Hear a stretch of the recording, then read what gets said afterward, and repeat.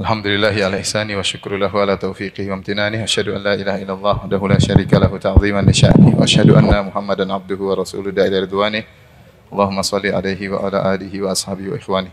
Hadirin hadirat yang dirahmati Allah Subhanahu wa taala, insyaallah pada kesempatan kali ini kita akan bahas salah satu poin dari rukun iman yang kelima, yaitu al-iman bil yaumil akhir.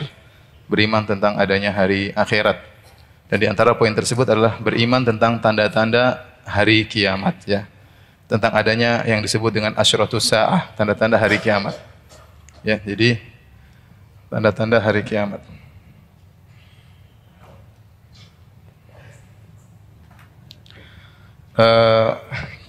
Kiamat, ya. Sebagian ulama membagi kiamat menjadi dua, ya. Kiamat sendiri ada dua, ada kiamat sughra dan ada namanya kiamat al-qiyamah al-kubra. Al-qiyamah al-kubra. Kiamat besar.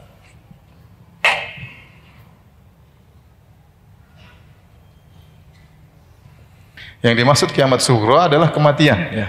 Sebagaimana perkataan Al-Qurtubi atau sebagian ulama, man mata faqad qamat qiyamatuhu. Barang siapa yang meninggal maka telah tegak hari kiamatnya, ya.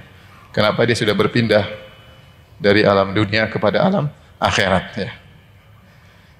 Adapun kiamat kubra yaitu kiamat yang itu pada tegak hari kiamat yang akan kita bahas, ya. Itu kiamat besar.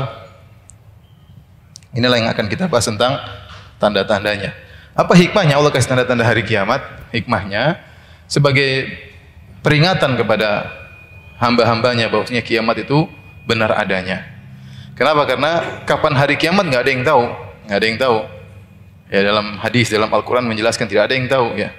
Yas'alunaka 'anis sa'ati ayyana mursaha. Mereka bertanya kepada engkau kapan hari kiamat? Qul innama ilmuha 'inda rabbi. Katakanlah ilmunya di sisi Allah. La yujalliha liwaqtiha illahu. Tidak ada yang bisa menjelaskan kapan waktunya kecuali Allah Subhanahu wa taala. Dalam ayat yang lain, ya, yas'alunaka 'anis sa'ati ayyana mursaha, ya. Fima anta min dzikraha ila rabbika muntahaha.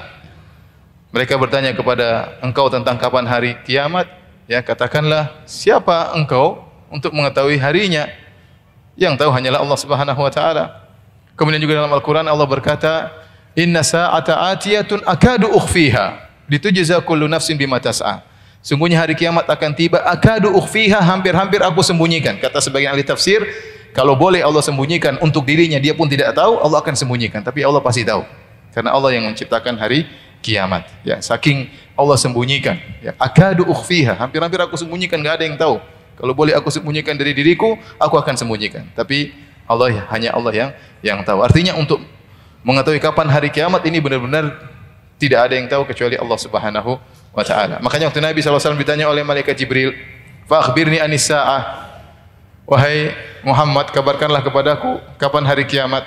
Maka Nabi SAW mengatakan, mal mas'ulu anha bi'alama minasail. Yang ditanya tidak lebih tahu daripada yang bertanya. Artinya Nabi tidak tahu, malaikat juga tidak tahu. Malaikat Jibril, malaikat yang paling mulia di antara para malaikat pun tidak tahu kapan hari kiamat. Maka malaikat Jibril bertanya lagi, fa akhbirni an amaratiha.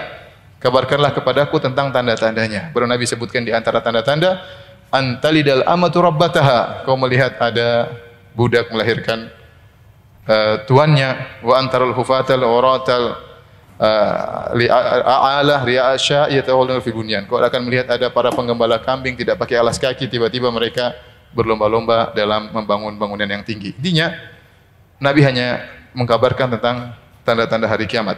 Maka dengan adanya tanda-tanda hari kiamat, kita yakin bahwasanya hari kiamat itu ada karena sebagian tanda-tanda mulai nampak sampai akhirnya tanda-tanda besar hari kiamat. Tapi tanda-tanda hari kiamat ditinjau dari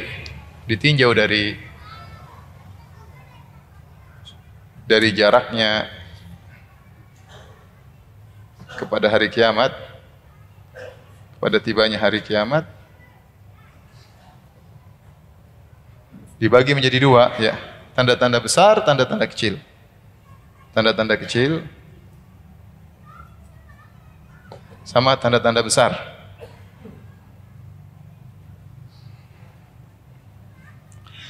Tanda-tanda kecil yaitu jarak masih jauh dari hari kiamat, kecuali sebagian kecil yang menjelang tanda besar atau di sela-sela tanda yang besar atau setelah tanda yang besar. Namun secara umum ya jaraknya jauh dari hari kiamat.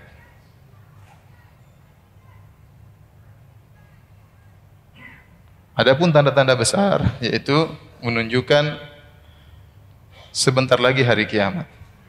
Menunjukkan menjelang hari kiamat.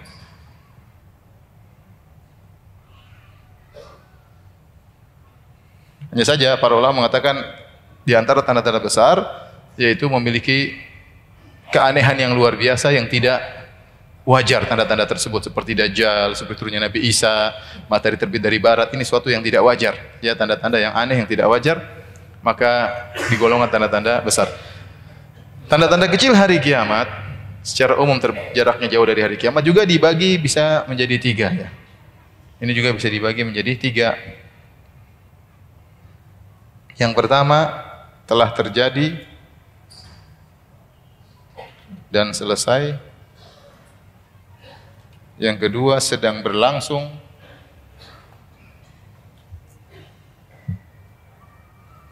Yang ketiga akan terjadi.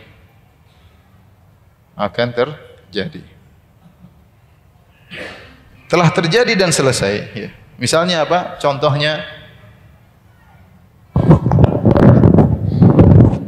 yang telah terjadi dan selesai ya, misalnya diutusnya Nabi.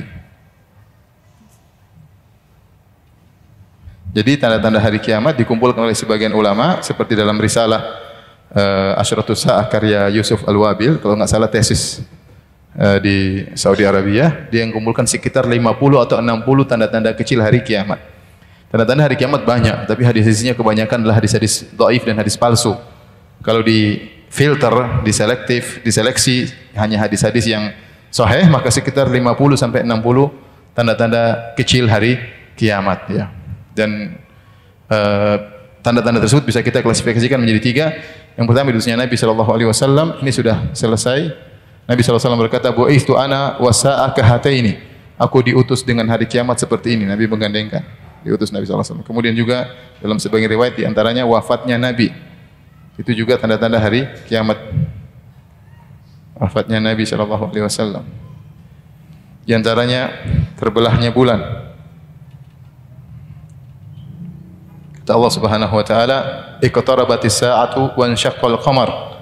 Ya, bahwasanya kiamat sudah dekat dan rembulan terbelah. Ini pun sudah terjadi ya. Yang sudah terjadi. Kemudian yang sudah terjadi juga misalnya penggembala kambing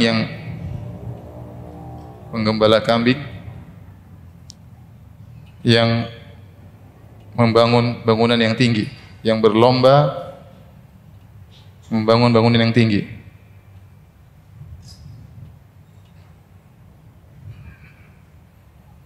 Dan ini juga sudah terjadi, kemungkinan terjadi di daerah-daerah Arab ya. Kalau kita bicara misalnya Arab Saudi atau kita bicara tentang Uni Emirat Arab 70 tahun lalu, 80 tahun lalu ya, atau 100 tahun lalu, mereka bukanlah negara yang seperti sekarang ya. Arab Saudi dahulu banyak orang-orang Arab Badui yang mereka mungkin penggembala kambing ya. Tiba-tiba sekarang mereka punya bangunan yang tinggi, mungkin ada yang punya hotel dan yang lainnya. Kemudian juga waktu saya pergi ke Abu Dhabi dan juga ke Dubai, mereka bilang, "Ustaz, ini dulu 70 tahun lalu ini apa? Enggak ada isinya." Enggak ada isinya. Sekarang bangunan tertinggi di dunia. Burjul Khalifah. Tower apa? Khalifah ya. Mereka dulu Arab-Arab Badui yang mungkin gembala kambing, gembala onta ya, tahu-tahu bisa membangun Burjul Khalifah ya. Ini contoh bahwasanya sudah terjadi. Kemudian apa lagi yang sudah terjadi juga? Menghalalkan musik. Menghalalkan apa? Musik.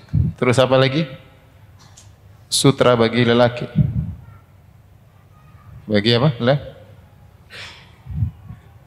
La yastahiluna aqwamun min ummati al-hirra wal harir wal khamra wal ma'azib. Khamr dihalalkan ya. Yang terbaru kemarin menghalalkan apa? Zina. Kemudian juga sekarang bahkan ada yang sudah menghalalkan apa? Homoseksual. Kemudian yang sedang berlangsung juga banyak seperti kasratul jahal, banyaknya kebodohan ya. Kemudian taqarrubuz zaman, dekatnya zaman, taqarrubul aswaq, dekatnya pasar yang ditafsirkan oleh Syekh bin Baz yaitu dengan rahimahullahu taala ya, dengan banyaknya sarana transportasi dan sarana telekomunikasi sehingga zaman terasa dekat dan pasar terasa dekat. Pasar menjadi dekat. Mau kemana-mana, ada sebagian orang masya Allah mau makan siang di Singapura, makan malam di Bintaro, bisa saja. Tinggal naik pesawat pulang. Zaman dulu mana mungkin, sekarang gampang ya. Mau pasar belanja nggak usah ke pasarnya, tinggal di HP, tinggal beli gampang ya. Tapi ini sedang berlangsung, Contohnya munculnya mutanabbi'un. Mutanabbi'un itu para pengaku nabi ya. Nabi SAW mengatakan la yakunanna sayakununa min ummati 30 kadzdzabun kulluhum yaz'amu annahu nabi wa ana khatamun nabiyyin wa la nabiyya ba'di. Akan ada dari umatku 30 orang pendusta yang mereka semuanya mengaku mereka sebagai apa? Nabi. Dan aku adalah penutup nabi yang terakhir, tidak ada nabi setelahku. Dan benar setelah nabi meninggal banyak yang ngaku sebagai nabi. Bahkan nabi masih hidup sudah ada yang ngaku sebagai nabi seperti siapa? Musailimah Al-Kadzdzab. Dan ini masih banyak ya, masih berlangsung ya. Terakhir kita dengar nabi dari Kerawang masih berlangsung ya. Sebelumnya Ahmad Musaddiq dan macam-macam ya. Oleh karenanya saya punya guru saya Syekh Ghalib Al-Awaji rahimahullah taala sudah meninggal dunia. Dia punya buku judulnya Al-Mutanabbi'un. Mungkin suatu saat saya akan bawa ke sini. Al-Mutanabbi'un artinya orang-orang yang ngaku sebagai nabi. Dari zaman nabi sampai zaman beliau ya. Satu si fulan, dua si fulan di kota ini, negeri ini sebut para pengaku apa? Nabi ya. Semuanya nabi apa? Nabi palsu. Cuma dia belum masukkan nabi Kerawang di situ ya. Ya saya sering sampaikan, saya juga pernah ketemu nabi di kapal ya, ketika saya berangkat dari Papua ke Jawa, tahu-tahu di musola ada orang ceramah, sungguhnya malaikat Jibril sudah turun kepada saya ya. Sekarang saatnya saya menyampaikan wahyu ya. Ini ngaku sebagai nabi ya. Hampir saya jadi sahabat ya. Ini yang ngaku sebagai nabi ya. Dan ini masih berlangsung, ngaku sebagai nabi palsu. Ngaku sebagai. Seperti juga al-mautul mufaja, yaitu mati mendadak. Ini juga banyak. Seperti banyak pembunuhan, kematian, kasratul haraj, banyaknya kematian. Itu pembunuhan masih berlangsung ya. Peperangan di sana sini, dulu kita mungkin dengar satu orang mati heboh, satu orang mati, tahu-tahu dia perang, tahu-tahu di Suriah berapa orang mati, tahu-tahu di Palestina berapa orang mati, tahu-tahu ada bom sana, bom sini. Suatu hal yang biasa. Kemudian contohnya kasratuz zalazil ya. Banyaknya gempa ini juga berlangsung ya. Dari satu tempat ke tempat yang lain ada gempa ya. Dahulu tidak sebanyak ini, sekarang banyak ya. Contoh yang akan terjadi ya. Contohnya perbandingan wanita dengan lelaki berapa? 50 kali. Li khamsina imra'atan qayyimun wahid. Kata Nabi sallallahu alaihi wasallam, nanti hari kiamat, menjelang hari kiamat 50 wanita yang ngurus satu orang laki-laki.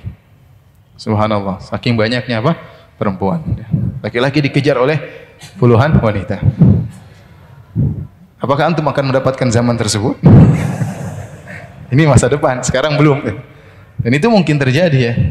Dan saya jauh-jauh, saya beberapa minggu yang lalu ditanya oleh seseorang, Ustaz, saya pergi ke suatu daerah di luar negeri, daerah tersebut ya intinya banyak di kompleks kaum muslimin. Terus pemerintahnya banyak membunuhi para lelaki di kompleks tersebut atau di kampung tersebut. Sehingga banyak wanita yang akhirnya janda banyak sekali. Akhirnya sebagian teman-teman menikahi 4, ternyata sudah 4 semua, masih berlebihan stok jandanya. Sehingga dia bertanya, Ustadz, bolehkah kita menikah lebih dari 4? Waduh, saya bilang susah ini. Pertanyaan berat. Tapi ini kenyataan, ini ada terjadi. Sampai dia tanya kepada saya, bolehkah kita nikah lebih dari apa? Dari 4 ya. Jadi kalau antum menemui zaman ini, antum dikejar oleh 50 wanita. Kalau sekarang tuh dikejar-kejar 1 ya. Tergantung ngejarnya pakai apa. Tapi intinya ini masa depan. Contoh lagi seperti jazirah menjadi hijau ya. Menjadi hijau kembali. Sekarang sih belum sih. Ya, mau ke sana mungkin ya, tapi belum, artinya hijau seperti Indonesia, hijau subur di sana sini ya. Kemarin sempat banyak hujan di Mekah, Madinah, hijau sebentar aja kemudian hilang, cuma sebentar saja. Tapi belum benar-benar kemudian menjadi subur seperti di tanah air, belum ya. Tapi ini contoh tanda-tanda hari kiamat yang akan terjadi. Di antaranya para ulama masukkan tanda hari kecil hari kiamat adalah Imam Mahdi, munculnya Imam Mahdi.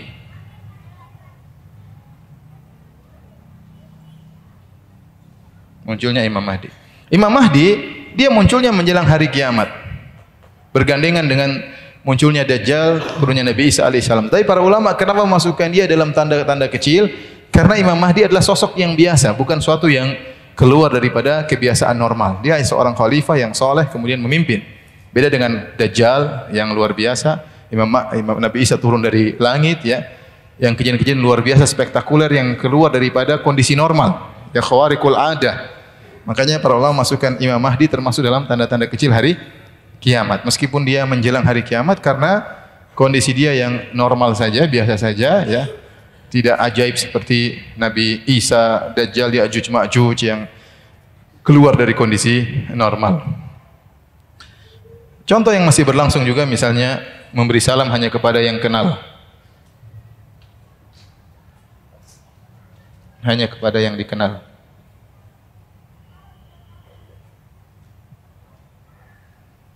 Dikenal. Taib, hadirin dan hadirat Allah Subhanahu wa taala. Dari sini kita tahu kalau kita mau ambil kesimpulan dari sini bahwasanya ternyata tidak semua tanda hari kiamat tercela.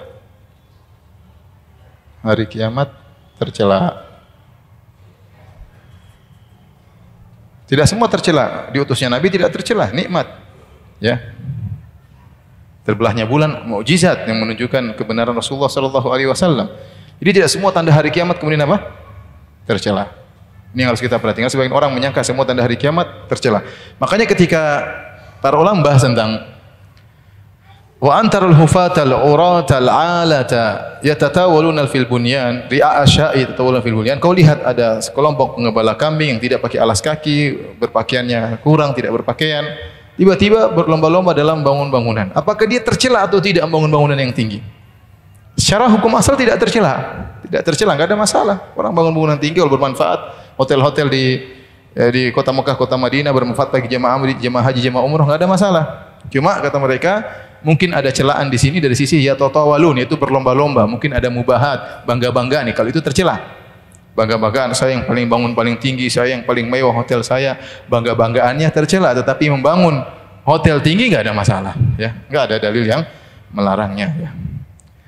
Taib, di antara faedah juga tatkala kita lihat para ulama membagi seperti ini, berarti para ulama juga ini faedah yang pertama. Yang kedua, para ulama juga ya memastikan sebagian tanda jika benar, jika sesuai dan tidak memakai metode cocoklogi, ya.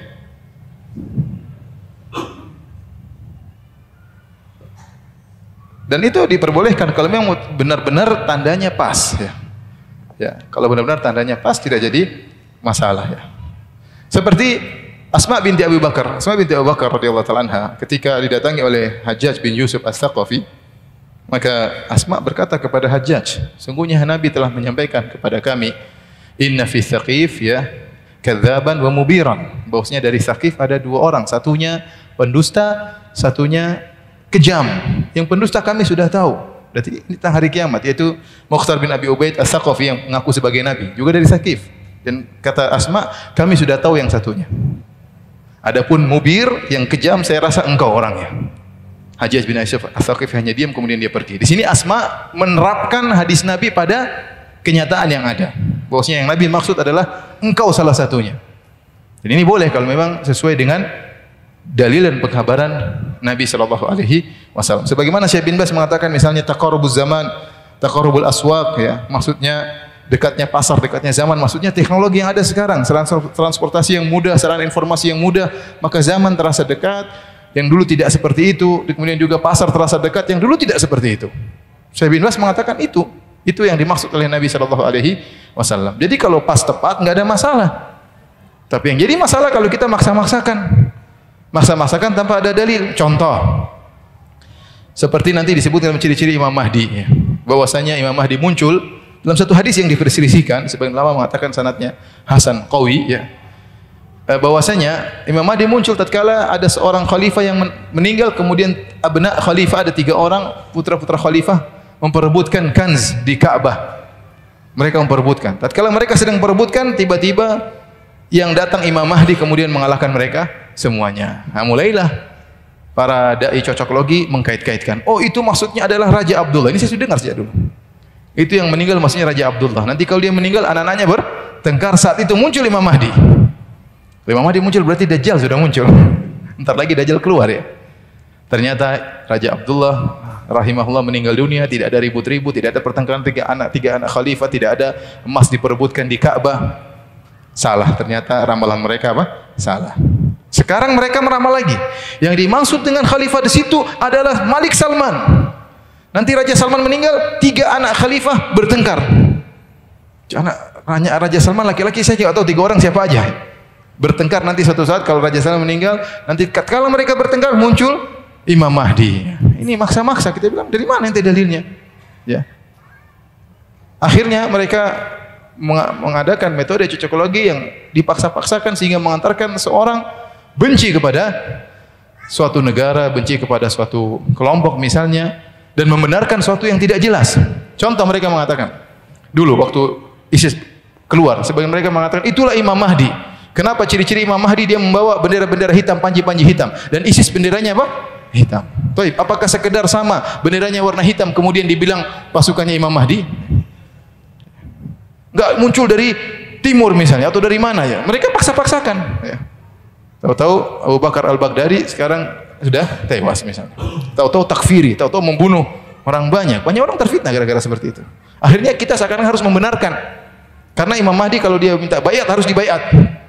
3 orang anak khalifah bertengkar, datang Imam Mahdi minta dibayat, maka fabayi'uhu, kata Nabi, bayatlah kepada dia. Bayatlah kepada dia. Akhirnya dengan cocok lagi seperti ini kita membenarkan ISIS. Dan kita menyalahkan orang-orang yang menyalahkan apa? ISIS. Sekarang mereka lagi bilang yang dimaksud dengan pasukan Imam Mahdi ini Taliban. Dan itu mereka ucapkan. Cocok-cocok lagi yang ini bahaya. Nanti dikait-kaitkan misalnya dengan Arab Saudi. Tapi Arab Saudi negara yang tidak sempurna, punya kekurangan, punya kelebihan, punya masa jaya, punya masa turun. Ya, kemudian dikatakan, lihat, Arab Saudi lambang polisinya mata 1, Dajjal. Subhanallah. Arab Saudi Dajjal, didajjal-dajjalkan Arab Saudi. Ya. Nanti ada istana dibuat Raja Fahad di Madinah, itu istana untuk menyambut Dajjal. Orang asal ngomong. Antum kira pengikut Dajjal berarti kafir ya, akhi. Iya enggak? Bayangkan bangun istana untuk menyambut apa? Dajjal. Itu tidak sadar nanti mengkafirkan orang. Nanti radio rojak lambangnya radio Dajjal. Dan itu mereka ucapkan, ini mata 1 Illuminati atau apa, Dajjal. Semua dipasak-pasakan. Nanti ada yang lagi bilang yang jadi cocok lagi itu bulan sabit di atas hotel Pullman Zamzam adalah 2 tanduk setan. Subhanallah. Jadi selama ini kita tidur di hotel tanduk setan. Seperti ini kan membuat kebencian, ngawur. Enggak boleh, kalau begitu enggak boleh. Dan itu banyak terjadi, orang-orang asal mencocok-cocokkan, ada sedikit tanda dicocokkan, akhirnya dusta kan? Ini bahaya, kenapa orang bisa jadi mendustakan, bisa jadi salah bersikap tadi. Tatkala menafsirkan bahwasanya pasukan Imam Mahdi adalah pasukannya ISIS, orang kan langsung bela. Ini Imam Mahdi sudah. Membela bahaya, takfiri. Pikiran jangan terlalu dengar dengan orang-orang seperti itu. Mereka ngeramal sini, ngeramal sana, ngeramal sini. Saya kadang-kadang berpikir, ini orang kok bisa ngomong seperti ini? Apa dia tidak takut kepada Allah? Dia ngeramal. Dukun saja nggak berani ngeramal seperti dia. Tahun 2020 akan jadi dukun, berani meramal. Tahun begini, akan terjadi bintang jatuh, akan jadi berani ngeramal. Dukun aja nggak berani. Saya pikir-pikir, kenapa dia ngomong? Apa dia halusinasi atau apa? Kadang-kadang saya kasih lihat mereka ini masalahnya bukan di dunia, masalahnya di akhirat juga. Tapi setelah saya melihat Sunda Empire begitu, saya kasih uzur. Biasa lah. Yang seperti gini banyak, Sunda Empire, raja ini, raja ini. Ya. Wajar saja kalau ada orang di zaman now seperti itu, wajar ya. Taib. Jadi inilah yang berkaitan dengan tanda-tanda kecil hari kiamat. Insyaallah nanti akan kita bahas satu demi satu agar kita tahu ya apa saja tanda-tanda kecil hari kiamat. Yang kedua mengenai tanda-tanda besar hari kiamat. Ya. Ciri-cirinya ada dua. Pertama, tanda-tanda besar menunjukkan menjelang hari kiamat. Yang kedua, kejadian atau peristiwa-peristiwa yang di luar normal. Ya. Dalam hadis Hudzaifah Al-Ghifari, beliau berkata, "Ittala'an Nabiyyu sallallahu alaihi wasallam wa nahnu natahaddatsu anis sa'ah." Nabi muncul dan kami sedang berdiskusi, berdialog tentang hari kiamat. Ya. Maka Nabi bertanya, "Apa yang sedang kalian diskusikan?" Kata kami sedang berbicara tentang hari kiamat. Kata Nabi sallallahu alaihi wasallam, "Innaha lan takuma hatta tarau qablaha asyra ayat." Ketahuilah bahwasanya hari kiamat tidak akan tegak sampai kalian melihat sebelumnya 10 kejadian besar. 10 ini yang disebut oleh para ulama dengan tanda-tanda besar hari kiamat. Apa saja 10 tersebut? Ya. Yang pertama atau 10 tersebut adalah keluarnya Dajjal.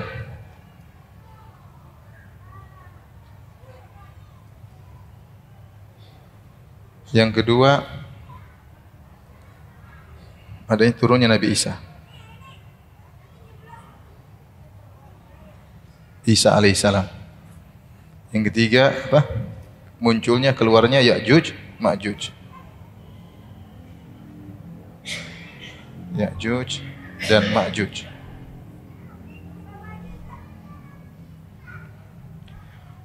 Kemudian yang keempat, ya, adalah khosfun. Khosfun itu khosfun bil masyriq, khosfun fil maghrib, khosfun fi jazirah Arab. Khosfun itu apa? Terbenam. Jadi ada seperti Qarun, ya. Fa khasafna bihi wa bidarihi al-ard. Kami benamkan dia dan rumahnya dengan penuh harta dibenamkan. Sampai orang bilang namanya harta apa? Harta karun. Khosfun artinya terbenam, bukan gempa, bukan. Longsor yang membenamkan. Apa bahasa Indonesianya? Itu bahasa Inggris, bahasa Indonesia.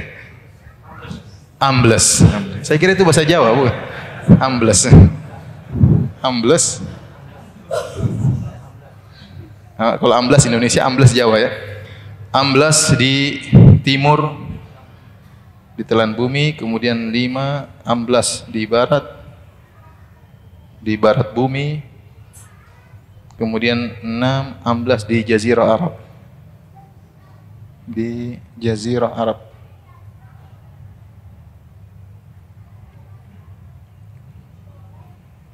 Kemudian yang ketujuh, ya, terbit matahari dari barat. Dari barat. Yang kedelapan, keluarnya binatang dabah yang berbicara. Hewan yang berbicara. Hewan yang berbicara. Yang kesembilan, dukhon, asap. Yang kesepuluh, api dari Yaman. Keluar api dari Yaman, dari kota Adan, dari kota Adan. Taib, ini 10 perkara yang Nabi sebutkan sebagai tanda-tanda besar hari kiamat. Para ulama khilaf tentang sebagian tanda urutannya di mana terjadi. Tetapi secara umum para ulama menyatakan keluarnya Dajjal, turunnya Nabi Isa, keluarnya Ya'juj Ma'juj ini satu masa. Satu masa. Kemudian juga yang satu masa adalah terbitnya matahari dari barat dan keluarnya dabbah. Kata Nabi SAW, mana saja yang terjadi terlebih dahulu, maka dabbah keluar di waktu duha. Ya, mana yang terlebih dahulu, wal ukhra ala ithriha qarib. Maka yang satunya muncul segera. Jadi seandainya terbit matahari dari barat, maka dabbah keluarnya di waktu duha. Waktu duha setelah matahari terbit. Jadi ini juga yang 7 dan 8 juga satu masa. Satu masa. Dan mereka sepakat api dari Yaman ini yang terakhir, yang terakhir. Nah, yang diperselisihkan sangat kuat, di manakah terjadinya amblas di timur, khosfun bil masyriq, khosfun bil maghrib, khosfun di jazirah Arab, amblas di timur, amblas di barat, amblas di jazirah Arab, ini terjadinya di mana? Apakah sebelum keluarnya Dajjal, apakah setelah terbit matahari dari barat? Sama dukhon. Dukhonnya juga munculnya di mana? Apakah sebelum matahari terbit dari barat ataukah setelah matahari terbit dari barat? Maka khilaf di kalangan para ulama. Tapi intinya keluarnya Dajjal, turunnya Nabi Isa, keluarnya Ya'juj Ma'juj satu masa. Terbitnya matahari dari barat, keluarnya dabbah juga satu masa, dan api keluar dari negeri Yaman mengusir manusia ke arah mahsyar mereka, ke arah negeri Syam. Ya tabitu haitsu batu, api tersebut kalau orang istirahat, api juga istirahat. Waktunya bergerak, api dorong mereka lagi ya. Sehingga mereka pergi menuju ke daerah Syam. Jadi yang khilaf paling kuat dukhan sama 3 longsor ini atau 3 amblas ini. Amblas di timur maksudnya kejadian besar, bukan amblas kecil-kecilan, tapi suatu kejadian besar di daerah timur. Mungkin satu negeri hilang semuanya, tenggelam di bumi, sehingga menjadi heboh di dunia tatkala itu. Amblas di barat juga demikian, suatu kejadian besar, satu negeri tenggelam, ya Allah tenggelamkan, jadi heboh. Kemudian ada satu kejadian juga jazirah Arab, entah kota mana, amblas, ya. Ini salah satu tanda hari kiamat. Mungkin terjadi sekarang longsor di sana, longsor di sini, tapi kecil-kecilan, kecil-kecilan. Sama. Dukhan nanti juga adalah dukhan yang semua orang merasakannya, semua orang merasakannya. Mukmin kafir semua merasakannya. Bukan dukhan cuma di Pekanbaru misalnya ya. Itu asap kebakaran hutan. Dukhan itu bukan dukhan ya. Bukan juga di mana-mana dukhan, tapi tidak semua rokok. Rokok di mana-mana dukhan ya. Asapnya di mana-mana. Itu bukan tanda hari kiamat. Bukan itu ya. Bukan itu maksudnya. Tapi dia suatu asap yang mengepul dari langit ke bumi, semua orang merasakannya. Orang mukmin merasakannya seperti hanya flu, orang kafir merasakannya dengan kesakitan, masuk membuat tubuh mereka memekar karena asap yang kuat masuk dalam tubuh mereka. Dari situ Al-Hafidz Ibnu Hajar berpendapat bahwasanya dukhan terjadinya setelah matahari terbit. Urutannya di sini. Karena kata Al-Hafidz Ibnu Hajar bahwasanya sudah terbedakan mana mukmin mana kafir. Dan itu sudah berlangsung sejak matahari terbit dari barat. Orang beriman, segera orang taubat waktu itu. Orang bertobat, ya Allah, tidak bermanfaat lagi. Kemudian datang keluar dabbah memberi stempel, ini kafir, ini mukmin, ini kafir, sudah terbedakan. Ketika dukhan datang menimpa manusia seluruhnya, nampak mukmin hanya sekedar flu, seperti flu. Adapun orang kafir merasa menderita dengan dukhan yang masuk, kemudian dengan menolak dari dalam tubuhnya, keluar dari dubur mereka, dari tubuh mereka ya. Inilah kira-kira urutan tanda-tanda besar hari kiamat. Kalau sudah kalian antum catat, dihapus ya. Habis ini saya mau bahas tentang Imam Mahdi dan Dajjal. Silakan difoto.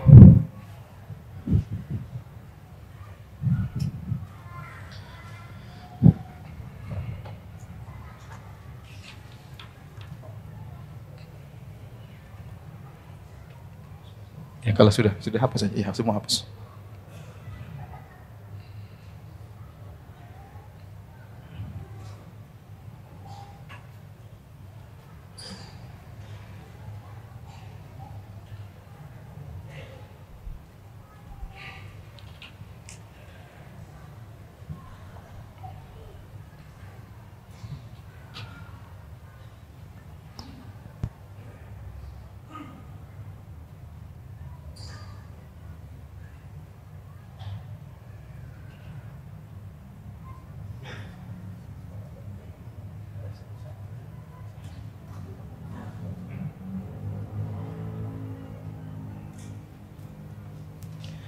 Baik hadirin dan hadirat, pada kesempatan kali ini kita akan bahas tanda-tanda besar hari kiamat. Ya. Sebelum kita membahas tanda besar hari kiamat, kita bahas Imam Mahdi karena keterkaitan Imam Mahdi dengan Dajjal, Nabi Isa, Ya'juj Ma'juj, mereka satu zaman ya. Apa keluarnya apa? Imam Mahdi. Ya, Imam Mahdi ya, hadis-hadis yang datang tentang Imam Mahdi, hadisnya mutawatir. Di antara tulisan yang bahas tentang ini tulisannya Syekh Abdul Muhsin Al-Abbad, ya, guru bapaknya Syekh Abdul Razak, tentang hadis Mahdi, bahwasanya hadisnya mutawatir. Di antaranya dalam Sahihain, Sahih Bukhari, Sahih Muslim mengisyaratkan ya kaifa antum idza nazala ibnu Maryam ya amirukum fikum, atau makna itu kata Nabi, bagaimana kondisi kalian tatkala turun Isa bin Maryam dan ada pemimpin kalian. Kata para ulama maksudnya Imam Mahdi, sebagaimana dijelaskan dalam lafal-lafal yang lain bahwasanya imam tersebut yang Nabi Isa turun ketika itu imam kaum muslimin adalah Imam Mahdi. Imam Mahdi namanya namanya ada dua kemungkinan karena Nabi SAW mengatakan yuwati'u ismuhu ismi wasmu abihi isma abi. Kata Nabi, namanya sama dengan namaku dan nama bapaknya sama dengan nama bapakku. Jadi kata para ulama dua kemungkinan, bisa jadi namanya Ahmad bin Abdullah atau Muhammad bin Abdullah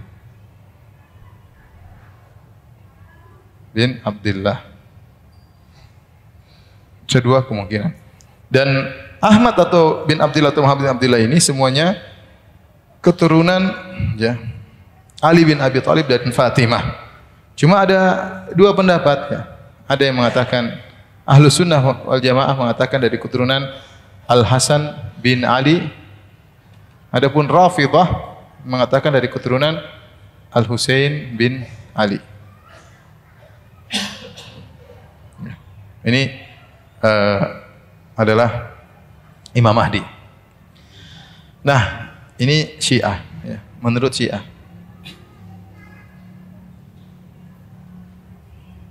Ini menurut Ahlus Sunnah.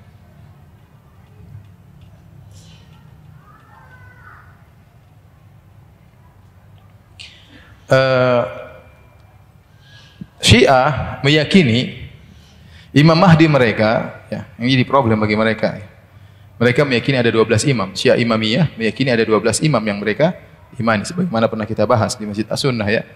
Dan imam terakhir mereka, imam yang ke-12 namanya Muhammad bin Hasan Al-Askar ya. Muhammad bin Hasan Al-Askar ya. Jadi masalahnya namanya bukan Muhammad bin Abdullah ya. Namanya bukan Muhammad bin Abdullah. Dan Imam Mahdi tersebut sudah muncul sejak tahun 200 sekian dan sembunyi di Sirdab ya, Samira ya, semacam tempat dia sembunyi. Sudah berapa tahun sekarang? Berarti sudah 1200 tahun dia sembunyi. Dan dia akan muncul nanti menjelang hari kiamat sebagai Imam Mahdi. Ini Imam Mahdinya orang Syiah. Namanya tidak sesuai dengan hadis Nabi sallallahu alaihi wasallam ya. Hasan Al-Askar, Hasan bin Muhammad Al-Askar, tidak cocok namanya. Ya. Kemudian menurut orang-orang Syiah dalam literatur mereka, kalau Imam Mahdi tersebut muncul, maka dia akan masuk kota Madinah, kemudian dia gali kuburannya Abu Bakar dan Umar, kemudian dia salib kuburan Abu Bakar dan Umar, kemudian dia menegakkan dia membunuh orang-orang Arab, sadis lah intinya. Ya, Imam Mahdinya siapa? Orang Syiah. Enggak tahu kenapa Imam Mahdinya benci sama orang Arab ya. Imam Mahdinya mungkin keturunan Persia mungkin. Wallahu a'lam. Taib. Adapun Imam Mahdi Ahlus Sunnah maka dia punya ciri-ciri. Jadi namanya demikian. Adapun ciri-ciri fisik, saya hanya sebutkan secara global dalam buku lengkap ya. Di antaranya disebut Ajla al-Jabhah ya. Ajla al-Jabhah. Yaitu dia ada botak di atas sedikit. Apa namanya botak apa ini? Sini rambutnya tidak ada rambut di area depan sini. Apa namanya bahasa? Bukan nonong, bukan nonong, tapi dia rambutnya di sini botak tengah ya, bukan tengah di sini kan, botak depan. Apa bahasa Indonesianya? Bukan nonong, nonong tuh kepalanya muncul gini. Dia kepalanya biasa, Tetapi rambutnya di sini tidak ada, di sini inhisar. Yes, botak depan lah. Botak bagian depan. Ya, seperti profesor yang pintar seperti itu ya. Kemudian aknal anf ya. Misalnya anf itu hidungnya mancung, ujungnya lancip. Dengan ada kebengkokan sedikit hidungnya, bukan mancung lurus gini, depannya ada bengkok dikit. Ya, hidung orang Arab tidak semuanya apa? Kayak orang Eropa yang tajam begini. Tapi kalau orang Eropa kan begini kan hidungnya. Kalau Indonesia bagaimana? Tapi dia agak begini, maksudnya agak ada bengkok begini. Ya, kira-kira demikian. Di ujungnya agak bengkok. Ya gitulah kira-kira. Itu namanya ya. Demikian. Ciri-ciri fisiknya ya. Kemudian Allah mengeluarkan Imam Mahdi tadi ya, tatkala ada khalifah, anak-anak khalifah sedang bertengkar, kemudian datanglah Imam Mahdi, maka dia pun menguasai dunia. Maka dalam waktu yang singkat dia memenuhi dunia dengan keadilan setelah sebelumnya dunia penuh dengan kezaliman ya. Sebelumnya dunia penuh dengan kezaliman, ketidakadilan. Setelah datang Imam Mahdi maka semuanya menjadi penuh dengan keadilan ya. Dan pernah terjadi kasus besar di Arab Saudi ya. Sekitar mungkin tahun 70-an, saya kurang pas juga tahunnya, tapi sekitar tahun 70-an tatkala musim haji. Maka ada seseorang yang ngaku sebagai Imam Mahdi. Tiba-tiba dia merebut mic yang ada di Masjidil Haram. Imamnya kemudian kabur ya. Dia cerebut mic dan dia mengatakan saya Imam Mahdi, dan aturannya kalau di Imam Mahdi kita harus membaiat. Itu tidak. Kata Nabi kalau dia sudah muncul, baiatlah dia. Maka dia mau Imam Mahdi, dia menyuruh orang untuk membaiat dirinya. Ditanya demikian ya. Kemudian akhirnya orang tidak terima. Ditanyakan kepada para ulama, semua tidak ada yang terima. Orang ulama-ulama Arab Saudi itu bukan Imam Mahdi, tidak sesuai dengan ciri-ciri yang disebutkan. Semuanya membantah. Tapi banyak orang yang percaya. Di antara kenapa mereka percaya, saya diceritakan sama guru saya. Ya, ketika itu sempat beberapa orang atau banyak orang bermimpi di waktu yang sama. Bahwasanya si fulan Imam Mahdi. Ini mimpi si A, mimpi si B, mimpi si C, mimpi si D, mimpi sampai si Z, mimpi bahwasanya si fulan apa Imam Mahdi. Kayaknya setan malam itu bagi tugas ya. Semuanya disuruh mimpikan bahwasanya ini Imam Mahdi. Begitu dia ngaku, banyak yang percaya. Maka terjadi pertempuran antara pemerintah Arab Saudi dengan mereka beberapa hari, entah berapa lama ya, sampai akhirnya Imam Mahdinya tewas. Begitu Imam Mahdi tewas, disebarin fotonya, ya sudah, Imam Mahdi kok tewas? Kalau Imam Mahdi dia nggak boleh tewas, dia harus apa? Menang. Ya. Ternyata dia tewas, berarti itu bukan apa? Imam Mahdi. Ya. Makanya bahaya kalau kita salah cocok logi, bahaya. Bayangkan kalau seorang meyakini Imam Mahdi, dia akan rela mati karena dia merasa akan berjihad membela Imam Mahdi. Ternyata bukan. Kan bahaya seperti itu. Ya.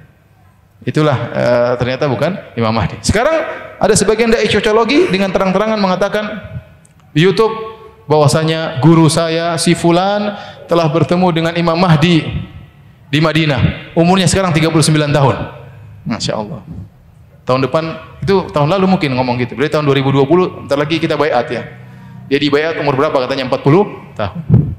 Dia bisa memastikan Imam Mahdi sudah ada. Si fulan itu Imam Mahdi, sekarang tinggal di Madinah. Sementara kita yang tinggal di Madinah 15 tahun nggak ada yang kenal si fulan itu Imam Mahdi.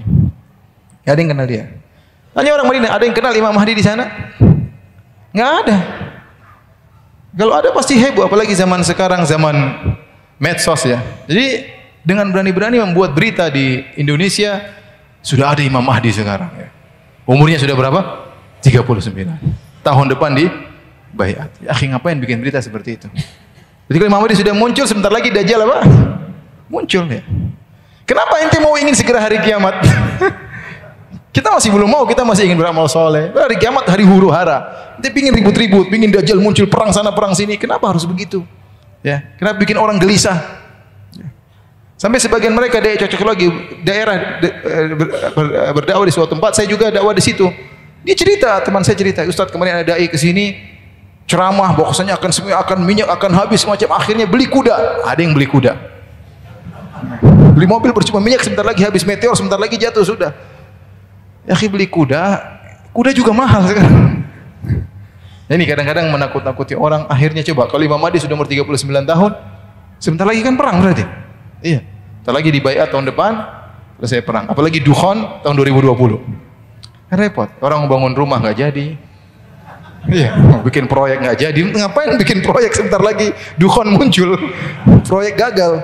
Mau poligami mikir-mikir. Oh. Kacau.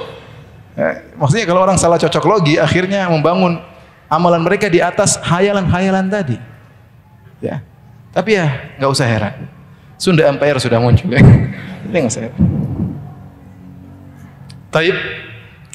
Ini diantara ciri-ciri fisiknya Imam Mahdi. Ya. Kemudian di zaman Imam Mahdi, ya, keluarlah Dajjal. Keluarlah apa? Dajjal. Munculnya Dajjal. Berapa menit lagi azan?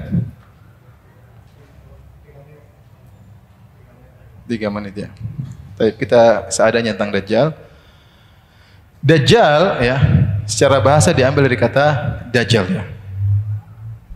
Atau kita tundalah Dajjal ya. Ini panjang, nggak enak dipotong tengah jalan ya. Sampai sini saja kajian kita. Insya Allah kita lanjutkan pekan depan tentang Dajjal ya. Dan selanjutnya kalau ada yang bertanya saya persilahkan. Wallahu taala alam bisawab. Jadi intinya kalau ada orang ngaku sebagai Imam Mahdi, ternyata hidungnya pesek, jangan percaya. Ya. Iya. Ada orang ngaku sebagai Imam Mahdi, ternyata rambutnya keren, jangan percaya ya. Iya. Jangan percaya ya. Seperti itu. Ya. Ada orang yang ngaku Imam Mahdi namanya Pak Ijo, ya jangan percaya. Ya, jangan percaya. Karena saya pernah ketemu dengan Imam Mahdi, bukan ketemu tapi ada yang kabarkan Imam Mahdi sudah muncul. Suatu saat saya naik kapal, kemudian petugas kapal bilang, Ustadz sudah naik di kelas aja. Saya bilang nggak bisa kan saya nggak bayar. Nggak boleh, saya tinggal di ekonomi aja. Enggak Ustadz, tenang aja. Kemarin Imam Mahdi juga ada yang kita naikkan ke dalam kelas. Masya Allah. Jadi dan yang aku Imam Mahdi banyak. Ya. Yang aku sebagai nabi setelah Nabi Muhammad banyak. Yang aku sebagai apa namanya Imam Mahdi juga banyak. Sudah bermuncul Imam Mahdi di sana, Imam Mahdi di sini, dan itu sudah banyak terjadi ya. Yang aku sebagai Nabi Isa juga ada. Ya. Orang Indonesia juga ada dulu, saya pernah lihat di SCTV kalau nggak salah dulu, ada orang rambut panjang yang saya Nabi Isa. Kenapa? Waktunya turun saya. Kenapa? Banyak kesyirikan katanya. Sudah beberapa tahun lalu. Ya. Pernah juga ada kawan saya cerita, jadi ada seorang ngaku sebagai Nabi Isa. Dia datang kepada salah seorang ulama, dia katakan, Syekh, ana Isa bin Maryam. Saya Isa bin Maryam. Syekhnya diam aja. Syekhnya tidak peduli. Dia datang lagi, Syekh, ana Isa bin Maryam. Saya Isa bin Maryam. Kata syekhnya, pelan-pelan, nanti kedengaran polisi. Kemudian dia kabur. Baik, kalau ada yang bertanya, saya persilakan. Silakan azan dulu, baru kita buka tanya jawab.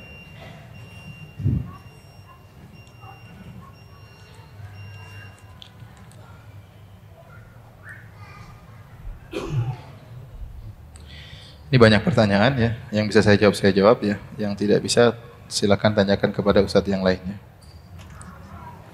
Ustadz, teman ana namanya Imam Mahdi. Maka apakah boleh memberi nama seorang dengan nama Imam Mahdi? Ya, larangan sih tidak ada ya, cuma kita kalau kasih nama anak ya, kita pikirkan bagaimana dia ya. Khawatirnya misalnya ternyata nggak tahu dia soleh atau tidak, ternyata namanya Imam Mahdi. Bermasalah, Imam Mahdi bermasalah. Imam Mahdi ditangkap polisi kan nggak enak dengarnya. Khawatirnya juga dia jadi ejekan kawannya. Imam Mahdi muncul, Imam Mahdi muncul. Saya khawatir aja ya. Tapi kalau ternyata alhamdulillah ternyata dia soleh, baik ya, tidak apa-apa. Cuma kita tatkala milih anak nama yang baik, yang kita berharap dengan nama tersebut doa kebaikan baginya ya, dan kita menghindar nama-nama yang rawan untuk dijadikan bahan olok-olokan dari kawan-kawannya di kemudian hari ya.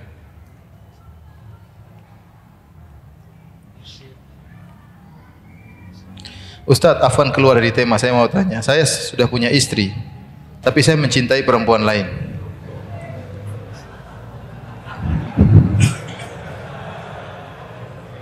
Tapi saya belum berbuat sesuatu yang melanggar syariat, baru mencintai, belum ngapa-ngapain ya. hanya perkuat diri dengan ibadah dan doa. Istri saya menolak dipoligami. Bagaimana Ustaz?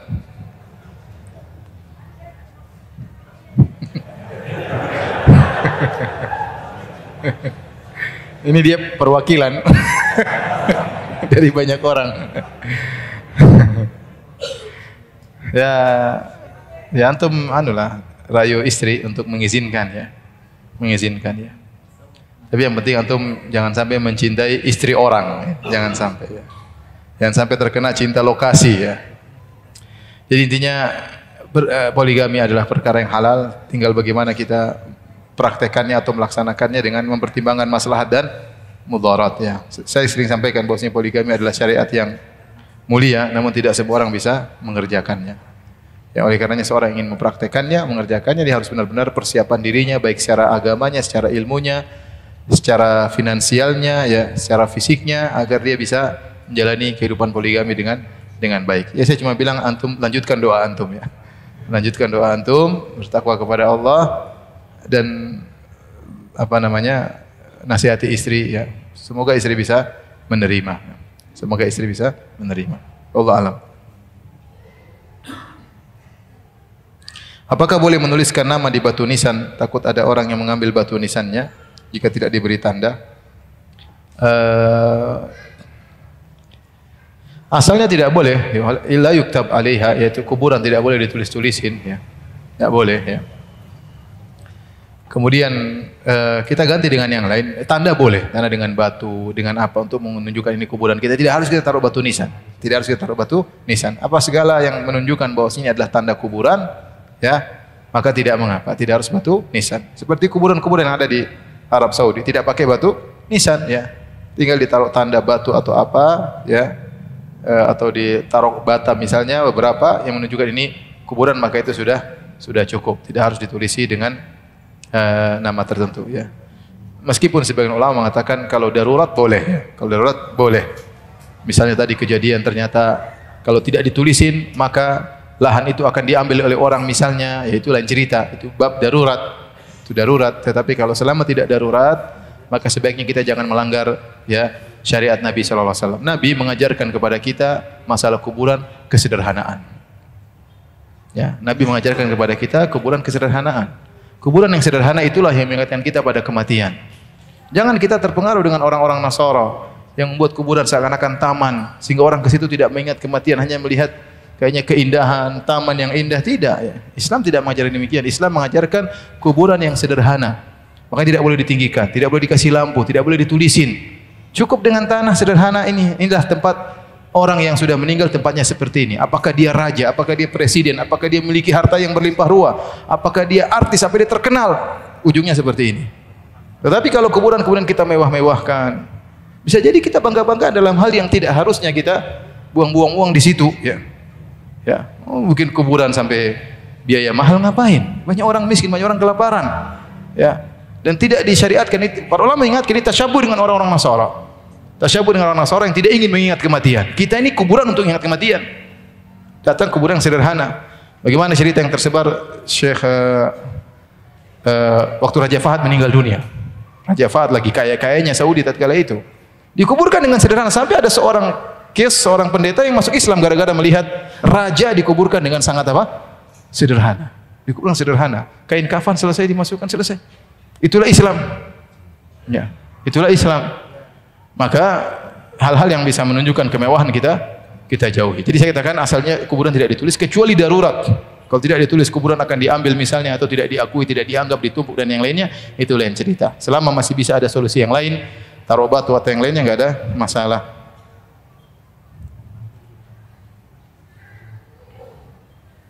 Apa benar cocok logi tentang Candi Borobudur dengan Nabi Sulaiman? Ini sangat enggak ada hubungannya ya.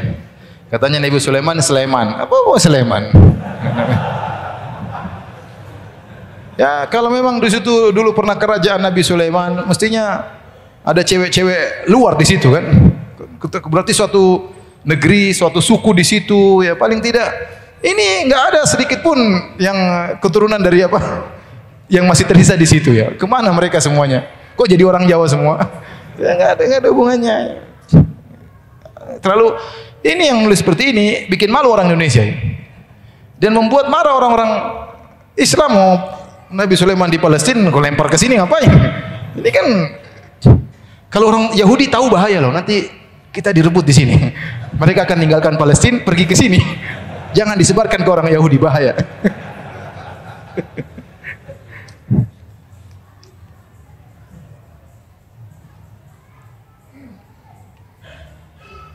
Apakah setelah terjadi kiamat Allah akan menciptakan dunia baru kembali? Dalam Al-Qur'an Allah mengatakan, "Yauma tubaddalul ardu ghairal ardi was samawat." Hari kiamat di mana bumi diganti dengan bumi yang lain, langit diganti dengan langit yang lain. Ada dua pendapat di kalangan para ulama. Apakah benar-benar bumi yang lain, artinya bumi yang sekarang dihancurkan, Allah datangkan bumi yang lain? Yang mudah bagi Allah, kun fayakun. Ya. Atau bumi yang ada dimodifikasi, khilaf di kalangan para ulama. Ya. Sebenarnya mengatakan bumi yang akan ada hari kiamat, bumi yang dimodif. Wa idzal ardu muddat, tatkala bumi dibentangkan, ya. Jadi bumi yang dirubah, dikeluarkan isinya, kemudian dijadikan datar oleh Allah Subhanahu wa taala. Maka ada dua pendapat di kalangan para ulama. Sama dengan langit, apakah langit akan dihancurkan, datangkan langit yang baru, ataukah langit yang ada dimodifikasi, diturunkan dari tempatnya kemudian diganti oleh Allah dengan, atau dimodif oleh Allah Subhanahu wa taala.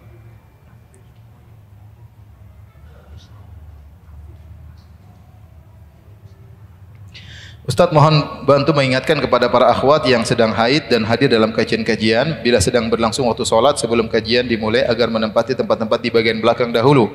Karena para akhwat yang sedang haid ini sudah duduk rapi di saf solat, sementara akhwat-akhwat yang akan solat jadi berantakan safnya, diselang-seling dengan akhwat-akhwat yang tidak solat. Ya sebaiknya demikian ya, mohon pengertiannya kepada wanita yang berhalangan agar di belakang agar memberikan tas pas mau solat mundur ya. Pas mau sholat mundur ke belakang agar saf-saf tidak terputus-putus, tidak terbolong-bolongkan. Wallahu a'lam bishawab.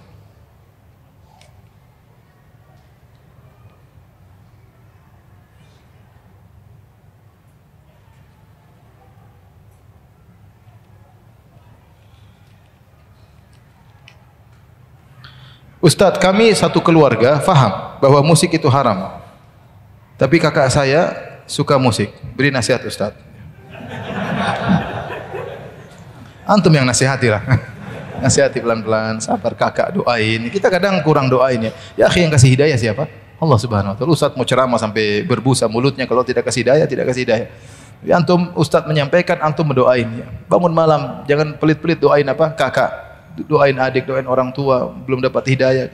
Siapa tahu doa antum dikabulkan oleh Allah sehingga mereka dapat hidayah ya. Saya katakan musik itu haram, musik itu melalaikan ya. Musik itu melalaikan. Kalaupun tidak ada dalil musik haram, musik melalaikan, kenyataannya iya. Ya. Kenyataannya apa? Iya. Ya. Sampai banyak ulama mengharamkan catur. Kan ada ulama yang mengharamkan catur, karena melalaikan. Ya. Oleh karena kita jangan sampai terlalaikan. Ya. Musik membuat kita lalai. Apalagi musik-musik sekarang isinya apa? Cinta-cinta dan yang lainnya. Ya. Karena ada dai yang bilang, saya suka dengan penyanyi ini karena isinya musiknya bagus. Isi lantunannya bagus. Apa bagus? Isinya cinta-cinta semua. Ya. Isinya cinta-cinta. Ya. Yang buat lelaki terlena dengan perempuan, perempuan terlena dengan akhirnya begitu. Akhirnya musik terlalu romantis. Akhirnya poligami susah kan? Kenapa? Terlalu digambarkan cinta yang di antara sebab dilarangnya poligami itu susah poligami. Kan terlalu banyak nonton sinetron, terlalu dengar apa? Musik. Yang itu digambarkan cinta yang berlebih-lebihan. Ya. Sehingga akhirnya wanita tidak siap dipoligami. Ya. Akhirnya jadi para tidak berani untuk melaksanakan sunnah Nabi SAW dan akhirnya tersebar tradisi-tradisi luar yang tidak baik tersebar di masyarakat kita. Akhirnya banyak wanita-wanita yang harusnya ditolong tidak bisa ditolong karena ketidakmampuan para lelaki. Baik, demikian saja kajian kita ya. Kurang lebihnya saya mohon maaf. Insyaallah kita lanjutkan pekan depan. Subhanakallah bihamdik asyhadu an la ilaha illa anta astaghfiruka wa atubu ilaik. Assalamualaikum warahmatullahi wabarakatuh.